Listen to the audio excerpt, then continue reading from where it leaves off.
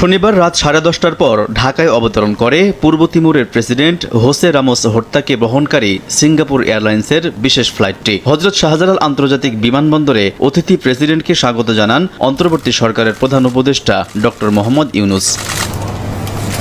সশস্ত্র বাহিনীর সদস্যরা গার্ড অব অনারে স্বাগত জানান প্রেসিডেন্ট হোসে রামোস হর্তাকে। লালগালিচায় অভ্যর্থনায় বাংলাদেশ সম্মান জানায় পূর্ব তিমুরের রাষ্ট্রপ্রধানকে। পররাষ্ট্র মন্ত্রণালয় সূত্র নিশ্চিত করেছে 4 দিনের এই সফরে সরকারি কর্মকর্তাদের মধ্যে ভিসাবিহীন ভ্রমণ ও পররাষ্ট্র মন্ত্রণালয়ের মধ্যে ফরেন অফিস কনসালটেশন আয়োজনে একটি দ্বিপাক্ষিক চুক্তি ও একটি সমঝোতা স্মারক সই হতে পারে। এছাড়া তারা ঢাকায় পূর্ব তিমুরের অনারারি কনসুলেট খোলার বিষয়টি নিয়ে ঘোষণা আসবে বলে আশা করা হচ্ছে। রোববার সকালে পূর্ব তিমুরের প্রেসিডেন্টের সঙ্গে সৌজন্য সাক্ষাৎ করবেন পররাষ্ট্র উপদেষ্টা মোহাম্মদ তৌহিদ হোসেন। এরপর দুপুরে প্রধান উপদেষ্টা ডক্টর ইউনূসের সঙ্গেও সাক্ষাৎ করবেন তিনি। প্রধান উপদেষ্টার কার্যালয়ে 2 শীর্ষ নেতা একান্ত বৈঠক করবেন। পরে আনুষ্ঠানিক দ্বিপাক্ষিক বৈঠক